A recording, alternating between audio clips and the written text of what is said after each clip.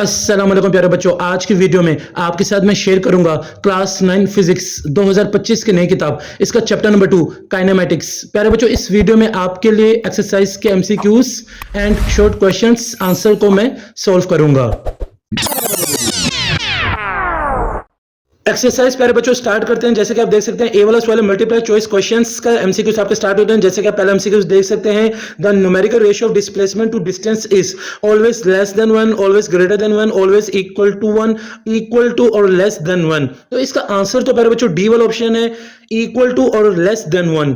मगर प्यारे बच्चों मैंने आपके लिए आसानी की, मैंने आपके लिए वजह भी बताई, रीजन भी बताई कि ये डी वाला आंसर क्यों है, ए वाला क्यों नहीं है, बी वाला क्यों नहीं है। तो हर एमसीक्यूज में प्यारे बच्चों आपको रीजन भी नजर आएगी। जैसे कि आप देख सकते हैं ये है रीजन, तो अब इस रीजन को गौर से आपने देखना है, सुनना है और मैं आपको समझाऊंगा डिटेल में कि इस एमसीक्यूज का आंसर डी क्यों है।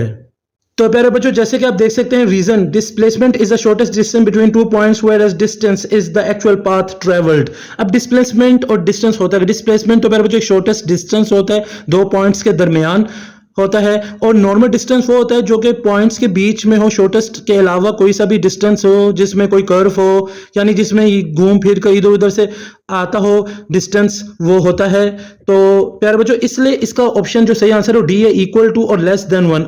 अब आगे रीजन में ये भी लिखा displacement can be equal to distance in straight line motion. अब डिस्प्लेसमेंट इक्वल हो सकती है डिस्टेंस की अगर वो स्ट्रेट लाइन मोशन में होगी, तो तभी जाकर प्यारे बच्चों वो स्ट्रेट लाइन, तभी डिस्टेंस जो होगा इक्वल होगा डिस्प्लेसमेंट के। और लेस देन कब होगी, जब आपका जो पाथ होगा वो कर्व्ड होगा, यानी वो इधर उधर से घूम फिर कर कोई और रास्ता इख्तियार करके आएगा, तो तभी जाकर वो कर्व्ड होगा और डिस्प्लेसमेंट जो आपका होगा वो लेस देन होगा डिस्टेंस के। तो ये मेन रीजन थी प्यारे बच्चों एमसीक्यूज नंबर 1 की, 2.1 की। अब चलते हैं एमसीक्यूज नंबर 2 की तरफ।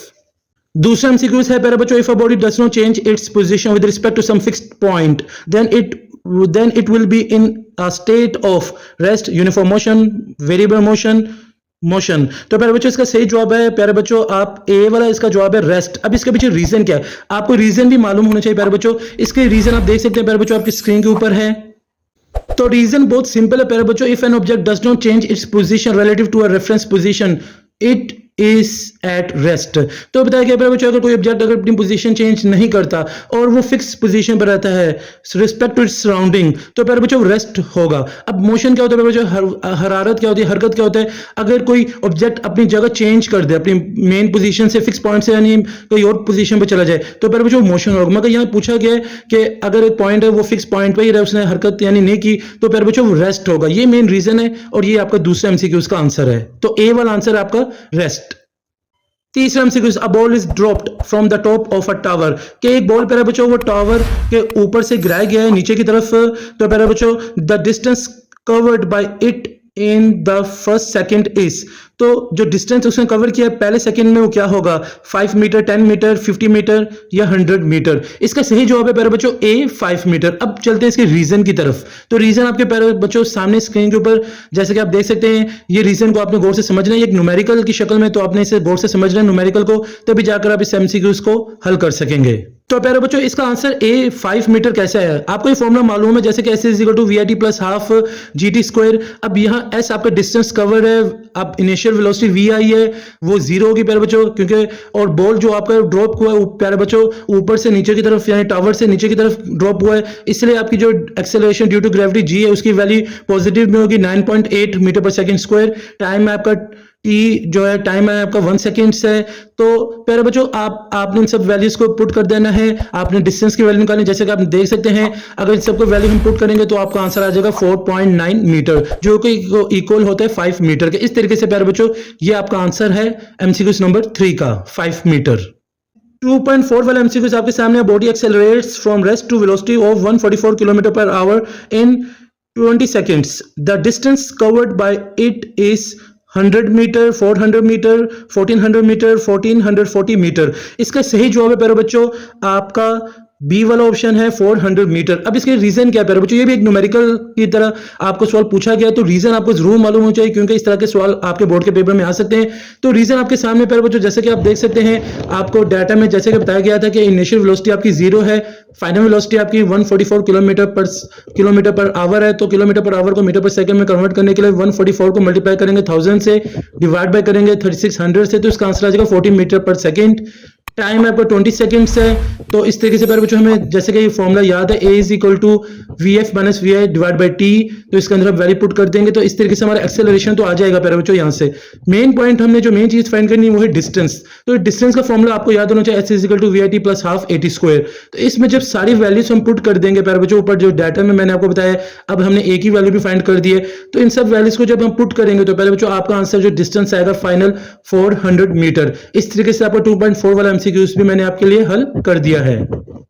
2.5 वाला एमसीक्यूज भी प्यारे बच्चों आपका न्यूमेरिकल टाइप है। Body is moving with constant acceleration starting from rest. कि एक बॉडी ने प्यारे बच्चों मूव किया कांस्टेंट एक्सेलरेशन से, रेस्ट से स्टार्ट हुआ है, तो इसका मतलब वी आई आपका 0 हो गया। It covers a distance S in 4 seconds. इससे डिस्टेंस कवर किया एस 4 सेकंड्स में। How much time does it take to cover 1/4 of the distance? कितना टाइम लेगी प्यारे बच्चों अगर इसे डिस्टेंस कवर करना हो 1/4? तो प्यारे बच्चों डिस्टेंस को, तो इसके ऑप्शन है 1 सेकेंड टाइम आपने मतलब नोट करना पड़ेगा, जिसमें आपने टाइम फाइंड करना है 1 सेकेंड, 2 सेकेंड्स, 4 सेकेंड्स या 16 सेकेंड्स। इसका सही जवाब है प्यारे बच्चों बी वाला ऑप्शन है 2 सेकेंड्स। अब चलते हैं मेन रीजन की तरफ, क्योंकि ये बहुत ही मुश्किल सवाल है, इसमें काफी कॉम्प्लिकेटेड है प्यारे बच्चों सवाल। तो न्यूमेरिकल टाइप है सवाल, आपको इसको समझना चाहिए सही तरीके से। तो इसके रीजन की तरफ चलते हैं। तो रीजन आप देख सकते हैं प्यारे बच्चों, ये मैंने आपके लिए सॉल्व कर दिया न्यूमेरिकल। तो मेन सवाल में प्यारे बच्चों पूछा ये गया, we need to find time T bar T dash to cover S over 4। हमने टी बार फाइंड करना है, एस और 4 उसका डिस्टेंस है। अब चलते हैं स्टेप 1 की तरफ। प्यारे बच्चों इसमें मैंने आपके लिए आसानी कर दिया स्टेप वाइज के, ताकि आपको समझने में आसानी हो। दूसरी बात ये प्यारे बच्चों आपको इस तरह के न्यूमेरिकल्स आने चाहिए। आपके 2-3 एमसीक्यूज गुजर गए जिसमें प्यारे बच्चों न्यूमेरिकल टाइप हैं, क्योंकि बोर्ड के पेपर में शॉर्ट में भी आ सकते हैं सवाल, लॉन्ग में भी सवाल आ सकते हैं। तो आप इनको हरगिज स्किप नहीं कीजिएगा और गौर से समझने की कोशिश कीजिएगा। स्टेप नंबर 1 प्यारे बच्चों, the equation for distance cover in time T second is S is equal to V I T plus half A T square. यहाँ प्यारे बच्चों वी आई की इज इक्वल टू 0 है, क्योंकि ये डाटा में बता दिया गया, सवाल में बता दिया कि इनिशियल वेलोसिटी आपकी रेस्ट पे थी, तो ये 0 हो गया। अब जब हम सब वैल्यूज इसके अंदर पुट कर देंगे तो यहाँ से अपने मेन चीज है प्यारे बच्चों, जो आपकी वैल्यू तो नहीं आएगी मगर आपके ये डिस्टेंस आ जाएगा S is equal to 8a। Main काम आपने जो फाइंड करना है प्यारे बच्चों, ऊपर मैंने आपको बताया कि हमने डिस्टेंस जो टाइम्स और टी बार फाइंड करना है, एस ओवर 4 उसका डिस्टेंस है। तो स्टेप 2 में हमने फाइंड किया प्यारे बच्चों distance time T bar for distance S over 4। तो अब using the same equation S over 4 is equal to V I T plus half A T bar का स्क्वायर। तो s क्या है बच्चों आपका 8a। तो इसके अंदर हम जो वैल्यू पुट करेंगे s 8a divide by 4 is equal to half plus 80 bar square. तो प्यारे बच्चों मैथ्स का रूल है, a ने a को काट दिया, जब इक्वल को निशान हो दोनों तरफ अगर a हो सेम चीजें हो तो वो कट जाती हैं। तो हमने इसे कैंसिल कर दिया बोथ साइड से, तो पीछे बच गया 2 is equal to half T bar का स्क्वायर। अब प्यारे बच्चों हमने 2 को वहां उस तरफ लेकर चला गया, 2 से मल्टीप्लाई 4 हो गया, पीछे बच गया 4 is equal to T bar square. अब प्यारे बच्चों हम taking square root on both side करेंगे, तो 4 का रूट होता है 2, जबकि टी के ऊपर स्क्वायर है तो उसने स्क्वायर को रूट को काट दिया, तो पीछे बच गया टी बार टी डैश। इस तरीके से प्यारे बच्चों आपका आंसर है बी वाला ऑप्शन 2 सेकंड्स। उम्मीद करता हूं आपको समझ आ गया होगा न्यूमेरिकल, और आपने इस तरह के एमसीक्यूज वाले जो न्यूमेरिकल जिसमें न्यूमेरिकल पूछे हो आपने उनको कभी स्किप नहीं करना, बोर्ड के पेपर में आ सकते हैं शॉर्ट के पॉइंट ऑफ व्यू से और लॉन्ग सवालों के पॉइंट ऑफ व्यू से। 2.6 आपका एमसीक्यू है प्यारे बच्चों, the displacement time graphs of 2 objects A and B are shown in the figure, point out the true statement of the following. आपको 4 प्यारे बच्चों स्टेटमेंट्स दिए गए हैं, सही वाली स्टेटमेंट आपने सेलेक्ट करना है। ये आपको ग्राफ नजर आ रहा है 2 ऑब्जेक्ट्स का ए और बी का, ये डिस्प्लेसमेंट टाइम ग्राफ है। तो आपने बताना सही स्टेटमेंट कौन सी है। तो इसका सही जवाब है प्यारे बच्चों option A, the velocity of A is greater than B. अब इसके पीछे रीजन क्या है, तो प्यारे बच्चों रीजन भी आपके सामने आ गया, ये रीजन आप देख सकते हैं। मैं आपको समझाता हूं कि इसके पीछे ए वाला ये ऑप्शन क्यों इसका आंसर है, बी सी डी आंसर क्यों नहीं है। तो आपने रीजन को गौर से सुनना है और समझना भी है। तो रीजन प्यारे बच्चों है ये स्लोप लाइन है ना, ये डिस्प्लेसमेंट टाइम ग्राफ को रिप्रेजेंट करती है, जो जिस पे हम वेलोसिटी को रिप्रेजेंट करेंगे। Since A has a steeper slope and horizontal line of B, तो प्यारे बच्चों ए जो है ना ये काफी ऊंचाई पे है, जब इसके मुताबिक अगर हम बी के इसके मुकाबले में देखें तो काफी स्टीपर स्लोप है, जबकि बी के को देखें तो बी जो है ना इसकी वेलोसिटी कांस्टेंट और 0 है। इस तरीके से प्यारे बच्चों आपका जो आंसर है वो बताता है कि जो वेलोसिटी ए के नो ग्रेटर देन बी है, इसलिए आपका आंसर है ए वाला ऑप्शन। 2.7 वाले एमसीक्यूज की तरफ चलते हैं। The area under the speed time graph is numerically equal to velocity acceleration uniform velocity distance covered. इसका सही जवाब है बच्चों डी वाला ऑप्शन डिस्टेंस कवर्ड। अब चलते हैं रीजन की तरफ। रीजन आपके सामने, आप इस ग्राफ को देख लें, ये स्पीड का वेलोसिटी और टाइम का ग्राफ मैंने आपके लिए बना दिया है। The area under a speed time graph, तो बच्चों अगर एक ग्राफ है जो area under speed time graph का है, वो आपको देगा total distance travelled as distance, वो आपको डिस्टेंस बताएगा टोटल जो भी ट्रेवल हुआ है। The total distance travelled as distance in integral of speed over time. तो ये है प्यारे बच्चों रीजन जिसके पीछे प्यारे बच्चों बताया गया है कि आपका जो सही आंसर है डी है, डिस्टेंस कवर्ड। 2.8 वाला एमसीक्यू है gradient of the speed time graph is equal to speed velocity acceleration distance covered. तो इसका आंसर है प्यारे बच्चों सी वाला ऑप्शन एक्सेलरेशन। रीजन अब बताता हूं, मैं आपको समझाता हूं। रीजन इसकी प्यारे बच्चों आपके सामने the slope gradient of a speed time graph represent the change of speed which is acceleration. कि ये जो स्लोप है प्यारे बच्चों स्पीड टाइम ग्राफ पर, ये आपको जाहिर करता बताता है चेंज ऑफ स्पीड जो कि एक्सेलरेशन होती है। तो ये मेन रीजन है प्यारे बच्चों जिसकी वजह से इसका आंसर है सी वाला ऑप्शन एक्सेलरेशन। 2.9 वाले एमसीक्यू की तरफ चलते हैं। Gradient of the distance time graph is equal to speed velocity distance covered acceleration. इसका सही जवाब है प्यारे बच्चों ए वाला ऑप्शन स्पीड।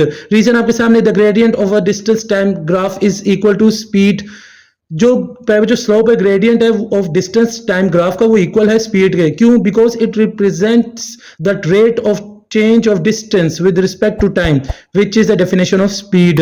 क्योंकि प्यारे बच्चों ये रिप्रेजेंट करता है rate of change of distance को जो कि टाइम के रिस्पेक्ट होता है और ये दरअसल स्पीड की ही डेफिनेशन है। तो इन शॉर्ट प्यारे बच्चों 2.9 का आपका आंसर है ए वाला ऑप्शन स्पीड। 2.10 आपका लास्ट एमसीक्यू से आप देख सकते हैं प्यारे बच्चों car accelerates uniformly from 80.5 kilometre per hour at t is equal to 0 to 113 kilometer per hour at time t is equal to 9 seconds। which graph best describes the motion of the car। तो प्यारे बच्चों आपको 4 options दिए गए graph के, आपने बताने में से कौन सा बेस्ट ग्राफ है जो मोशन ऑफ कार बता सके। तो प्यारे बच्चों इसका जो सही आंसर है आपका सी वाला है ग्राफ। अब चलते हैं इसके रीजन की तरफ। तो रीजन भी आप देख लें, रीजन आपके सामने प्यारे बच्चों। Since the acceleration is uniform, acceleration आपकी यूनिफॉर्म है तो velocity time graph should be straight line with a constant slope। तो velocity जो होगा टाइम ग्राफ का should be straight line होना चाहिए, constant slope होना चाहिए। Its initial velocity is not zero। इसकी initial velocity zero नहीं है, which can be seen on vertical line of the graph। तो प्यारे बच्चों ये है मेन रीजन जिसकी वजह से प्यारे बच्चों आपका सी वाला जो ग्राफ है बिल्कुल सही है। तो प्यारे बच्चों इधर आकर आपके 10 एमसीक्यूज खत्म हो जाते हैं चैप्टर नंबर 2 के, जो कि मैंने आपको बहुत ही डिटेल में रीजंस के साथ समझाया एमसीक्यूज के आंसर्स को। तो उम्मीद करता हूं आपको समझ आ गए होंगे, आपने नोट भी कर लिए होंगे एमसीक्यूज को जो कि न्यूमेरिकल वाले एमसीक्यूज थे, बाकी आपने समझ लिए होंगे। तो अब चलते हैं प्यारे बच्चों चैप्टर नंबर 2 के एक्सरसाइज के शॉर्ट क्वेश्चंस आंसर्स की तरफ। एक्सरसाइज का बी वाला सवाल है शॉर्ट आंसर क्वेश्चंस का 2.1 define scalar and vector quantities. इस सवाल में जस्ट पूछा गया प्यारे बच्चों आपसे डिफाइन करें स्केलर एंड वेक्टर क्वांटिटीज को। तो प्यारे बच्चों हम पहले बात करते हैं स्केलर क्वांटिटीज की। तो जैसे कि आप देख सकते हैं ये है स्केलर क्वांटिटीज की डेफिनेशन, आप इसे नोट कर लें प्यारे बच्चों। Scalar quantities. A scalar is that physical quantity which can be described completely by its magnitude only। Scalar एक ऐसी फिजिकल क्वांटिटी है जिसको हम बयान कर सकते हैं मुकम्मल तौर पे उसके मैग्नीट्यूड से, यानी न्यूमेरिकल वैल्यू की जरूरत होती है। फॉर एग्जांपल जब हम किसी शॉप में जाते हैं और जाकर कहते हैं 5 kg शुगर या आटा कुछ भी दे दें, तो इसमें डायरेक्शन की जरूरत नहीं होती। तो इस तरह की सारी क्वांटिटीज स्केलर क्वांटिटीज होती हैं जिसमें डायरेक्शन की जरूरत नहीं होती, न्यूमेरिकल वैल्यू यानी मैग्नीट्यूड की जरूरत होती है, वो स्केलर क्वांटिटीज होती हैं। Vector quantities. A vector is that physical quantity which needs magnitude as well as direction to describe it completely। एक ऐसी फिजिकल क्वांटिटी जिसमें हमें जरूरत होती है मैग्नीट्यूड की भी डायरेक्शन की भी, जिसे हम डिस्क्राइब कर सके कंप्लीटली। फॉर एग्जांपल जब बुक में प्यारे बच्चों आपके वेलोसिटी मेंशन है 5 किलोमीटर पर आवर, तो इसमें डायरेक्शन को भी जरूरत होगी, जैसे कि नॉर्थ है, वेस्ट है, ईस्ट है। तो प्यारे बच्चों डायरेक्शन मस्ट है। तो अगर जब तक डायरेक्शन ना होगी तो आप कंप्लीटली ये नहीं कह सकेंगे कि ये वेक्टर क्वांटिटीज है। तो इसमें आपको डायरेक्शन की भी जरूरत है और मैग्नीट्यूड की भी जरूरत है वेक्टर क्वांटिटीज में। क्वेश्चन नंबर 2 आपका प्यारे बच्चों जैसे कि आप देख सकते हैं बुक में है give 5 examples each for scalar and vector quantities. 5 examples आपने प्यारे बच्चों बताने हैं स्केलर एंड वेक्टर क्वांटिटीज के। तो प्यारे बच्चों चलते हैं इसके आंसर की तरफ। जैसे कि आप देख सकते हैं ये है स्केलर एंड वेक्टर क्वांटिटीज के एग्जांपल्स। स्केलर की बात करें तो mass, time, temperature, distance, speed. Vectors की अगर बात करें force, velocity, displacement, acceleration. Scalar में प्यारे बच्चों आपको जैसे कि मैंने पहले बताया कि इसमें आपको सिर्फ मैग्नीट्यूड की जरूरत होती है, वेक्टर्स में आपको प्यारे बच्चों डायरेक्शन की भी और मैग्नीट्यूड दोनों की जरूरत होती है। तो हो सके तो आप यहाँ वीडियो को पॉज करके इन सब एग्जांपल्स को नोट कर लें। इस तरीके से आपका ये दूसरा सवाल भी मैंने आपके लिए सॉल्व कर दिया है। तीसरा सवाल आपका प्यारे बच्चों बुक में है, state head to tail rule for vector addition. आपने प्यारे बच्चों हेड टू टेल रूल बताना है वेक्टर एडिशन के लिए, तो इसका आंसर नोट कर लें प्यारे बच्चों। ये आपके लिए बहुत ही इजी आंसर मैंने आपको लिखा है। The head to tail rule for vector addition involves, इसके कुछ पॉइंट्स है, पहले पॉइंट की तरफ चलते हैं प्यारे बच्चों।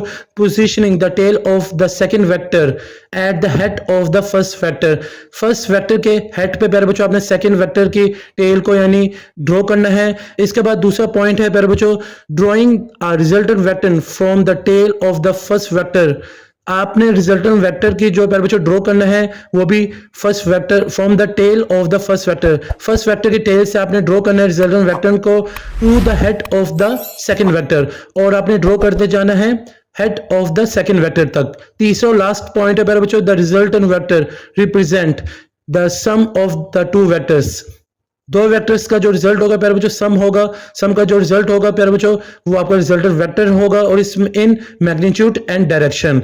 तो प्यारे बच्चों इस तरीके से आपका ये तीसरा सवाल कंप्लीट हो जाता है। आप इस डायग्राम को भी जरूर बनाना, इस तरीके से आपको प्यारे बच्चों सवाल में बहुत ही अच्छे नंबर मिल जाएंगे। क्वेश्चन नंबर 4 आपका प्यारे बच्चों बुक में है, what are distance time graph and speed time graph.